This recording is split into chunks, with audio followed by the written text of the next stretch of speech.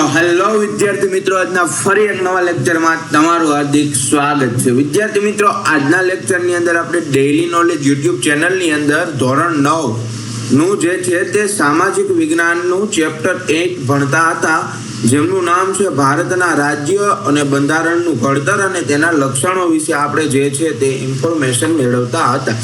અને તેમાં આપણે અગાઉ કંઈક ભણી ચૂક્યા હતા અને તેમની અંદર આપણે આમુખના આધાર સ્તંભો વિશેની ચર્ચા કરતા હતા, જેમાં આપણે ભાગ 3 અથવા તો લેક્ચર નંબર 3 ની અંદર લોકશાહી વિશેની સમજૂતી મેળવી લીધી હતી. ઓકે, આજના લેક્ચર નંબર 4 ની અંદર આપણે જે છે તે સમાજવાદી અને બિન સાંપ્રદાયિકતા વિશેની સમજૂતી મેળવવાના છીએ. ઓકે, આપણે લોકશાહીની સમજૂતી મેળવી હતી અને એમાં પણ આપણે સમજૂતી મેળવી હતી લોકશાહીની અંદર કે લોકશાહી શબ્દ મૂળ ગ્રીક શબ્દ એટલે કે ડેમોસ લોકો અને કાર્ટોસ એટલે કે સત્તામાંથી ઉતરી આવ્યો છે. ઓકે, આ જે લોકશાહી શબ્દ છે ને એ આ શબ્દો પરથી મૂળ ગ્રીક ભાષાના આ બે શબ્દો પરથી ઉતરી આવ્યો છે.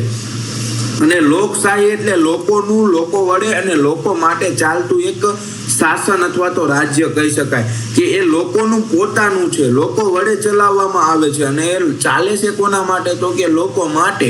આથી એમને લોકશાહી તરીકે ઓળખવામાં આવતું હતું. અને આ જ રીતે જે છે તે 18 વર્ષ કે તેથી વધારે ઉંમરના વ્યક્તિ જે ભારતનું નાગરિકત્વ ધરાવે છે એ વ્યક્તિ પોતે મત આપી શકે છે. અને આ મત આપવા માટે એ વ્યક્તિ કોઈ પણ જાતિનો હોય, જ્ઞાતિનો હોય, ધર્મનો હોય, ભાષાનો હોય, શિક્ષણનો હોય, લિંગનો હોય, આવકનો હોય કે જન્મસ્થાનનો હોય, આના ભેદભાવ વગર પણ તે પોતે જે છે તે મતદાન કરી શકે છે. તે આપણે આગલા લેક્ચરની અંદર જોઈ ગયા હતા. આજના લેક્ચરની અંદર એટલે કે લેક્ચર નંબર 4 ની અંદર આપણે સમાજવાદી અને સાથે સાથે આપણે બિન સાંપ્રદાયિકતા વિશે પણ સમજૂતી મેળવવાની છે. તો ચાલો વિડીયોની ફટાફટ શરૂઆત કરી દઈએ સમાજવાદીથી. ઓકે, ભારતમાં 1976માં કટોકટીના શાસન દરમિયાન બંધારણના 42માં સુધારા દ્વારા આમુખમાં સમાજવાદી શબ્દ ઉમેરવામાં આવ્યો છે. ઓકે, આને જે છે તે અંડરલાઈન કરી લેજો. ભારતમાં 1976માં જે કટોકટી શાસન દરમિયાન બંધારણના કેટલામાં? તો કે 42માં સુધારા દ્વારા આમુખમાં જે છે તે સમાજવાદી શબ્દનો ઉમેરો કરવામાં આવ્યો. પ્રશ્નમાં પૂછાઈ શકે છે કે કયા કટોકટી શાસન દરમિયાન અથવા તો કયા વર્ષના કટોકટી શાસન દરમિયાન બંધારણના 42માં સુધારા દ્વારા આમુખમાં સમાજવાદી શબ્દ ઉમેરાયો અથવા તો કોઈ પણ રીતે આ પ્રશ્નમાં પૂછાઈ શકે છે. આગળ જોઈએ, ભારતીય બંધારણની મોટા ભાગની જોગવાઈઓ પ્રત્યક્ષ કે પરોક્ષ રૂપે સામાજિક ક્રાંતિ દ્વારા સામાજિક અને આર્થિક સમાનતા સાધીને કલ્યાણ રાજ સ્થાપવાનો મૂળ ઉદ્દેશ્ય છે. ઓકે, ભારતીય બંધારણની મોટા ભાગની જે જોગવાઈઓ છે એ પ્રત્યક્ષ રીતે કે પરોક્ષ રીતે સામાજિક ક્રાંતિ દ્વારા સામાજિક અને આર્થિક સમાનતા સાધી અને કલ્યાણ રાજ એટલે કે સૌનું કલ્યાણ થાય એવું એક રાજ સ્થાપવાનો મૂળ ઉદ્દેશ્ય છે. ઓકે, આમુખમાં તમામ નાગરિકને સામાજિક, રાજકીય તેમજ આર્થિક ન્યાય અને સમાનતા પ્રાપ્ત થાય તેવી સામાજિક વિચારસરણી ધરાવતી સમાજની રચનાની સ્થાપનાનું ધ્યેય રાજનીતિના માર્ગદર્શક સિદ્ધાંતોમાં રાખવામાં આવ્યું છે. ઓકે, આમુખમાં જે તમામ નાગરિકોને સામાજિક, રાજકીય અને ન્યાયની પ્રાપ્તિ થઈ રહે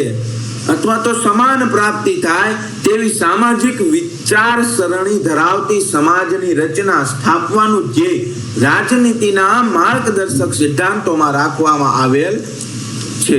ઓકે, આગળ જોઈએ, સમાજવાદી સમાજ રચનામાં રાષ્ટ્રીય સંસાધનોની ન્યાય યુક્ત વહેંચણી, ઉત્પાદન અને વિતરણની વ્યવસ્થા રાજ્ય હસ્તક હોય અને રાજ્યમાં વિવિધ વિસ્તારો અને વ્યવસ્થાઓમાં કાર્ય કરતા લોકો વચ્ચે આવકની અસમાનતા ઓછી કરવાનો પ્રયત્ન કરવામાં આવતો હોય.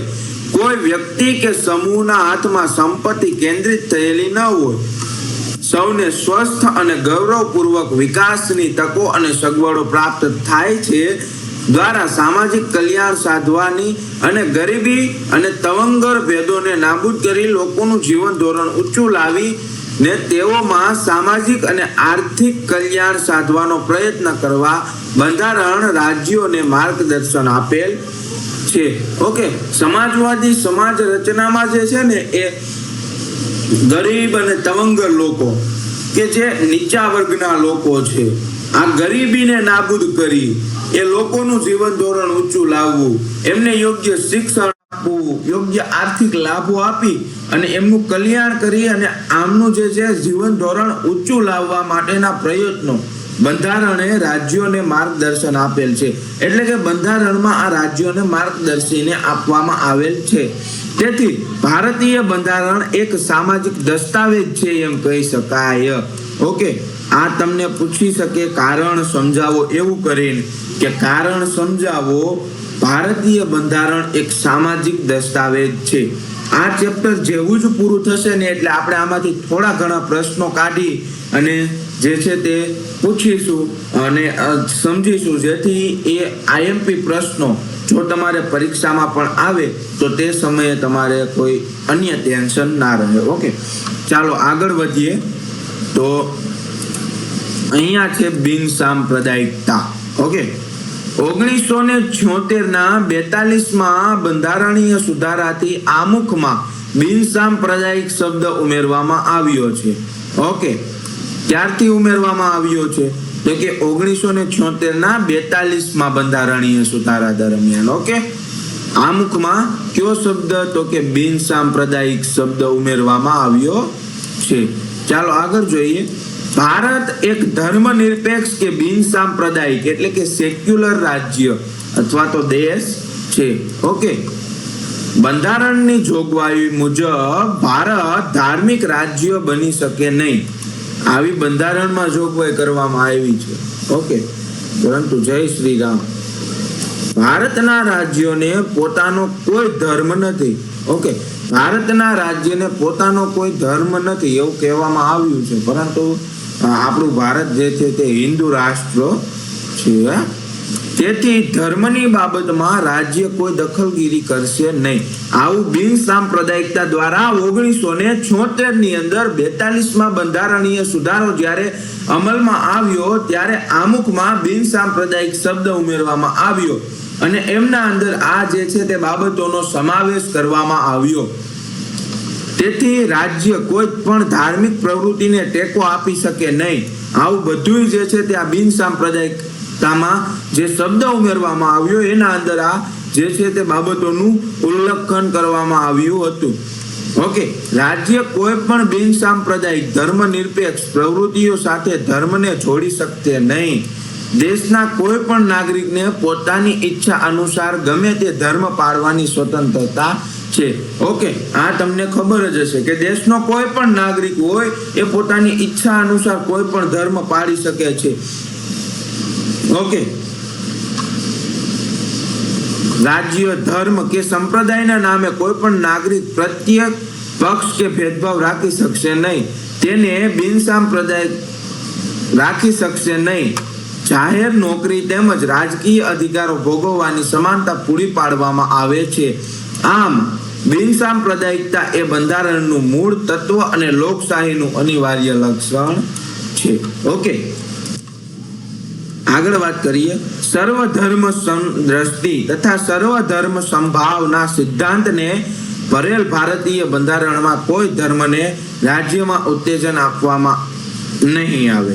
ઓકે, વ્યક્તિને પોતાની ધાર્મિક માન્યતા, આસ્થા, શ્રદ્ધા રાખવા સાથે તેના પ્રચાર પ્રસાર કરવા નાગરિકના અધિકારને રાજ્યોનો કોઈ પ્રતિબંધ કે અવરોધ નથી. એટલે કે કોઈ પણ ધર્મનો પ્રચાર પ્રસાર કરવા માંગતો હોય અથવા તો કોઈ પણ ધર્મના જે દેવી દેવતાઓ હોય એમના ઉપર આસ્થા અથવા તો શ્રદ્ધા રાખતો હોય તો એમને કોઈ પણ પ્રકારની જે છે તે એમાં દખલગીરી રાજ્ય દ્વારા નથી કરવામાં આવતી, કોઈ પણ પ્રકારનો પ્રતિબંધ કરવામાં નથી આવતો. એટલે જ બધાને જય શ્રી રામ.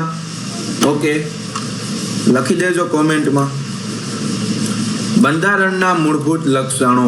ઓકે, બંધારણના મૂળભૂત લક્ષણો આપણે જોઈએ તો એમાં જે છે તે આપણે આગલા લેક્ચરની અંદર જોવાના છીએ. બંધારણના મૂળભૂત લક્ષણો, એમના અમુક લક્ષણો છે, જે 4 લક્ષણો ઉપરના છે એ અહીંયા મેં લખેલા છે. એમાં પહેલું છે લિખિત દસ્તાવેજ, ત્યારબાદ છે બંધારણનું કદ, ત્યારબાદ છે એક જ નાગરિકત્વ, અને ત્યારબાદ છે મજબૂત કેન્દ્રવાળું સમવાય તંત્ર.